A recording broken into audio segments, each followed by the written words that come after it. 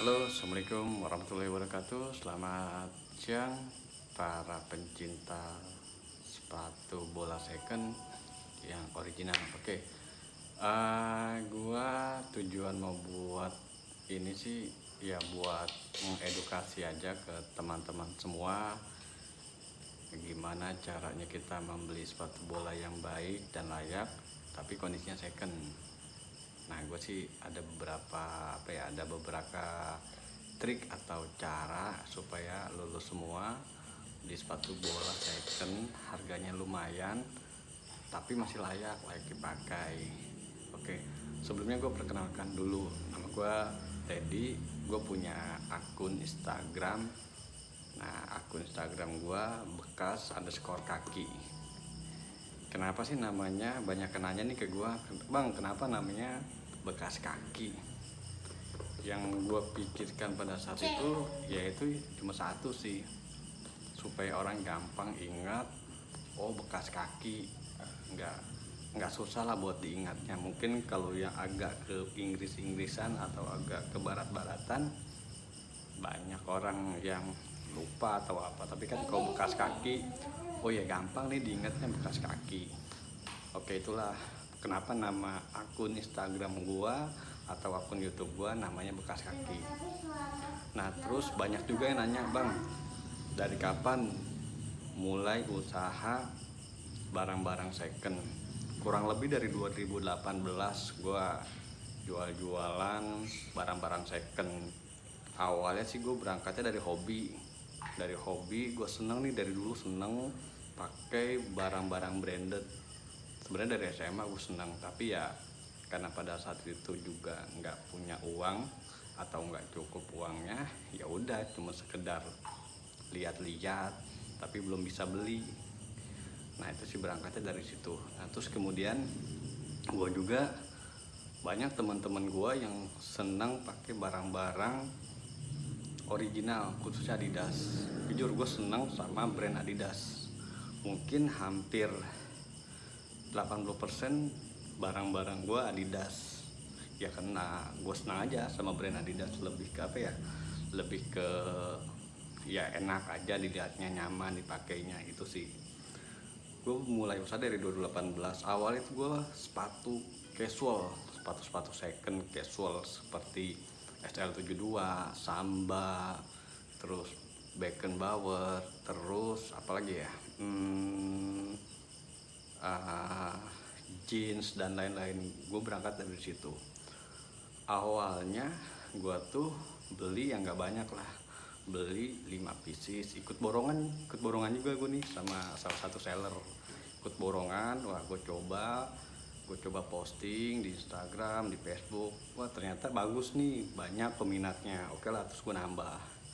Nah, gue nambah dari 5 gue nambah tuh ke 10. Nambah ke 10, wah ternyata bagus nih prospeknya. Dan ya itu sih, emang barang-barang bekas lu jangan berharap dapet barang yang wah atau barang masih kondisi like new banget, atau kalau dibilang 95% itu jangan terlalu berharap besar. Cuman ya itu memang ada kondisi yang mana kita sebagai calon pembeli itu harus pandai-pandai cara melihat atau memastikan kondisi barang ini. Yang pertama, keoriginalannya itu original gak sih barang yang kita beli. Terus yang kedua, kondisi barang itu seperti apa sih, oh masih layak pakai atau enggak. Kok cuma sekedar kotor atau ya itu gue bilang normal banget sih, enggak apa ya, enggak heran lah barang-barang second itu ada kondisi yang kotor atau cacat pemakaian. Nah, terus ada juga yang nanya ke gue, bang, lu pernah gak sih namanya ketipu sama orang ketika lu beli barang? Jujur pernah, gue pernah ketipu. Ya lumayan lama, ya lumayan lah kalau gue bilang nominalnya. Kurang lebih ya hampir 5 juta. Gue beli sama salah satu seller, gue bayar 75% dari jumlah barang yang gue beli. Gue tunggu 1 bulan, 2 bulan, sampai 4 bulan gue tunggu. Kok nggak ada kabar? Ketika gue tanya, bang gimana, udah ada info atau belum? Gak ada jawaban. Kadang ya dibales doang, kadang ya dibalas tapi ya gitu, ya bang nanti, ya bang nanti.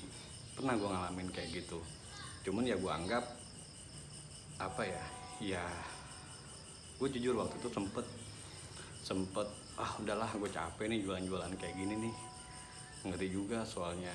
Ya memang yang gue bilang, lu mau mendapatkan sesuatu ya lu butuh pengorbanan, dan lu jangan takut gagal atau takut kecewa. Intinya ya lu harus punya mental yang bagus gitu sih.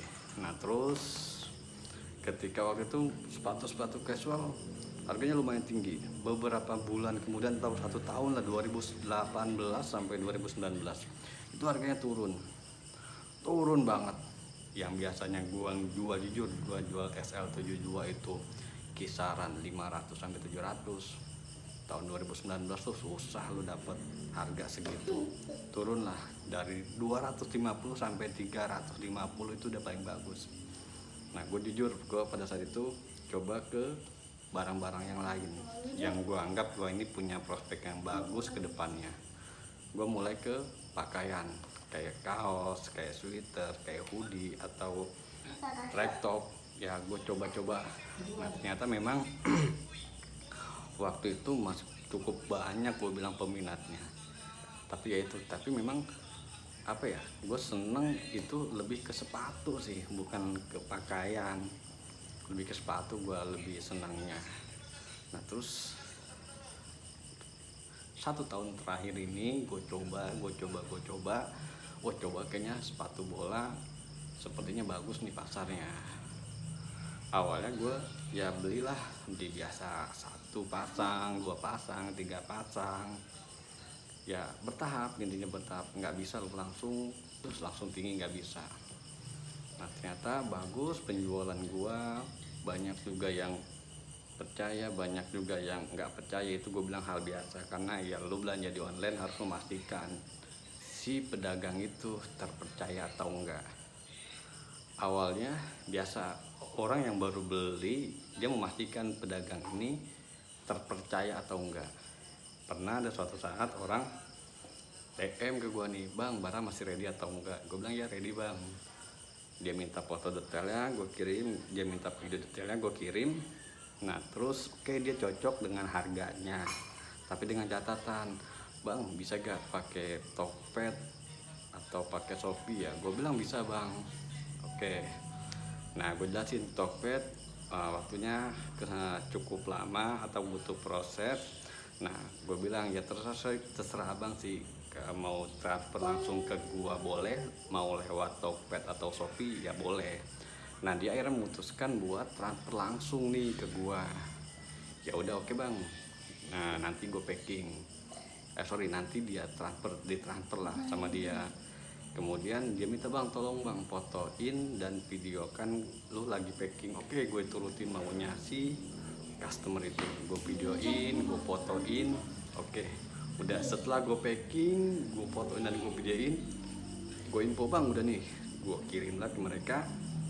Kemudian gue bilang bang gue otw ke JNT pada saat itu. JNT tolong bang fotoin lu bener gak di JNT. Oke gue kirimkan, coba bang video call, gue video call. Oke barang gue kirim resi. Berangkat dari situ, setelah pembelian pertama si orang tersebut, pembelian berikutnya dia udah nggak minta foto sedetail mungkin. Ya udah dia kirim transfer, gue packing, gue kirim resi. Sering dia beli sama gue, ya mungkin dia puas dengan pelangganan gue dengan harga yang cocok. Oke jujur sampai saat ini gue masih berkomunikasi dengan baik, atau dia masih sering transaksi dengan gue tanpa harus minta detail atau minta resi. Dia nggak, sampai sekarang pun dia nggak minta resinya, dia barang sampai itu. Kenapa? Lu harus memastikan si penjualnya itu terpercaya, karena ya lu bisa ngerasain lah, lu nyari uang atau lu ngumpulin uang terus tahu-tahu lu ditipu. Ya gue pernah ngerasain itu. Oke, itu awalnya ketika ada pelanggan yang mau transaksi via apapun gue layanin. Sampai saat ini Lu mau transfer langsung boleh, lu mau lewat Shopee boleh, intinya apapun metode pembayarannya diperbolehkan. Yang nggak boleh utang. Oke. Nah terus ada juga yang pernah punya pengalaman, bang lu pernah punya pengalaman gak sih barang sampai tempat si pembeli itu rusak? Pernah, beberapa kali, kurang lebih 5 kali. Ada satu cerita, ada pembeli itu beli waktu itu Copa Mundial. Oke, gue kirim biasa, gue kirim fotonya, gue kirim detail videonya. Oke, dia cocok harga, langsung transfer. Kebetulan dia nggak minta lewat Tokped atau lewat Shopee, dia langsung transfer ke gue. Ditransfer, oke, gue packing. Oke, selang beberapa hari, 2 atau 3 hari, barang itu sampai ke gue nih. Barang itu sampai ke si pembeli. Nah pada saat di unboxing si paket itu, si pembeli menginformasikan ke gue, bang maaf ini kondisinya ada yang crack di area outsole-nya. Nah dikirimlah videonya, dikirimlah fotonya sama dia. Apa sih yang gue harus lakukan pada saat itu? Yang pertama gue WA dia, balas WA dia, oke bang, maunya seperti apa sekarang? Nah dia masih bingung mau seperti apa. Gue telepon, gue langsung, oke gue bilang, bang sorry sebelumnya saya minta maaf, saya nggak ada niat untuk mengirim barang yang tidak sesuai. Oke sekarang saya refund 100%, tidak dipotong 1 perak pun. Nah si pembeli itu, benar bang, nggak rugi? Enggak bang, saya pastikan saya langsung transfer hari ini juga, tolong kirim nomor rekeningnya. Gue transfer, jujur waktu itu gue 1 juta transaksi. Tapi ya mau gimana, gue di sini buat jangka panjang, buat jangka bukan buat jangka menengah atau buat jangka pendek. Dia kirim nomor rekeningnya, gue transfer pada saat itu juga. Sekali lagi gue minta maaf ke orang tersebut, gue nggak ada maksud buat mengirim barang yang tidak sesuai atau barang reject, nggak pernah. Oke, berangkat dari situ banyak pengalaman atau kejadian yang gue bilang, wah mungkin ya namanya rezeki ketika lu melakukan sesuatu kebaikan dan lu bakal dapat kebaikannya juga di kemudian hari, meskipun nggak saat itu atau besok harinya. Lu yakinin aja, lu pasti dapat kebaikan atau dapat rezeki yang lu nggak kira-kira aja. Oke, banyak tuh pengalaman gua. Oke, nah terus ada beberapa orang yang juga nanya ke gua, bang lu beli barang ini di mana sih gitu kan. Jujur gue paling bisa aja sih gue menginformasikan ke orang tersebut gimana caranya gue beli barang, ke siapa gue beli barang, transaksinya bagaimana. Ya jujur gue beli di sekitaran ya Indonesia lah, nggak jauh-jauh awalnya. Oke, karena berhubung semakin lama barang yang yang lumayan bagus dan kondisinya masih layak atau harganya sesuai sama yang gue inginkan, itu agak susah yang ada di Indonesia. Oke, kemudian gue cari tahu. Nah kebetulan gue punya teman, ini semuanya serba kebetulan kok gue bilang sih, nggak ada yang nggak ada ya namanya rezeki memang ya, kalau sudah ketemu jalannya ya udah gampang aja gitu kan. Kebetulan gue punya teman gue kebetulan tinggal di Thailand. Nah gue kontak-kontakan dia, oke. Ya gue diskusi, gue punya ada sedikit usaha kecil-kecilan, tolong dibantu. Oke, dia bisa bantu memfasilitasi gue. Oke, gue dibantu sama dia. Nah dia kirim foto-fotonya, video-videonya, nanti dia ke pasarnya. Nah setelah dikirim sama dia, dikirim. Nah barang sudah banyak, sudah cukup banyak lah, sekitar 20-30 pasang saat itu yang pertama. Oke, yang pertama dikirimlah barang sama dia. Sampai awalnya gue deg-degan nih, waduh barang gue nyampe gak nih. Sedangkan di Indonesia itu undang-undangnya untuk barang-barang bekas apapun itu nggak diperbolehkan dikirim masuk ke Indonesia. Itu yang gue pelajari. Oke. Oh ya, sorry. Pertama kali gue belanja dari Thailand itu 1 bal. Gue coba buat PO nih ke teman-teman seller juga, dengan harga yang gue bilang masih masuk lah untuk buat untuk dijual kembali. Nah itu kurang lebih perjalanan atau estimasinya itu 1 bulan. 1 bulan gue nunggu barang itu 1 bal. Pada saat itu ada 120 pasang. Jujur ya, awalnya gue pun gue transfer uang yang gak sedikit ke orang yang belum gue kenal. Gue cuma kenal ya by video call, by chattingan. Tapi gue berpikir lagi positive thinking, gue nggak pernah nipu orang, dan gue punya keyakinan gue juga nggak bakal ditipu. Gue punya keyakinan gue itu aja. Yang kedua, keyakinan gue kalau memang ini rezeki ya dipermudah. Alhamdulillahnya itu dipermudah dan barang itu sampai. Jujur selama 1 bulan itu ya dibilang gue sehari-hari sampai barang itu sampai, gue jujur nggak nyaman, nggak tenang aja. Gue pikir sampai gak nih. Setiap hari gue monitor, mulai barang berangkat dari Thailand, gue minta nih sopirnya telepon, bang udah sampai mana barang? Oh ya kita lagi sampai, dia bilang. Udah setelah 2 hari gue tanya lagi, bang gimana barang? Oh udah sampai, tolong bang fotokan. Difotokan lah sama dia. Oke, setelah difotokan sama dia, sampailah ke Malaysia, terus dikirim ke Indonesia, sampailah di rumah gue bongkar barang. Ya itulah yang gue bilang, lu jangan terlalu berharap besar pada saat beli barang second yang nggak pernah lu lihat bentuk aslinya. Lu cuma ngeliat by video atau by foto. Jangan terlalu berharap besar, gitu aja.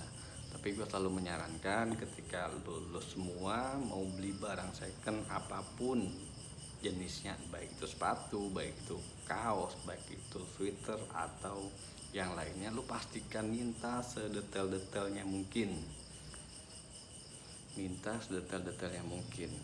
Baik videonya, baik fotonya, minusnya seperti apa, itu yang gue sarankan. Tapi ingat, nggak semua seller itu mau melayani si pembeli itu ya kayak gitu, kayak minta videonya, minta ininya, itunya.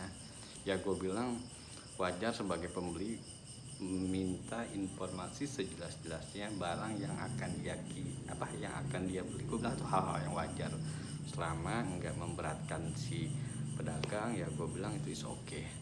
Nah selaku kita sebagai penjual atau pedagang barang second, kita harus fair menginformasikan kondisi barang seaktualnya mungkin. Jangan sesekali lu bilang barang bagus, barang layak, tapi aktualnya barang itu cacat. Gue yakin, gue pastikan orang itu nggak akan pernah mau belanja lagi atau transaksi ke lo. Itu gue pastikan. Oke, untuk video hari ini untuk gue cukupkan. Nanti nextnya gue bakal cerita lagi pengalaman gue dan bagaimana caranya lu punya barang yang lu inginkan, barang itu susah buat didapatnya, bahkan yang barunya pun kok gue bilang udah nggak ada sih, khususnya di Indonesia ya udah nggak ada. Itu nanti gue ceritakan detailnya seperti apa. Oke, sekian dari gue. Tolong subscribe, like, dan komen. Oke, sekian dari saya. Assalamualaikum warahmatullahi wabarakatuh.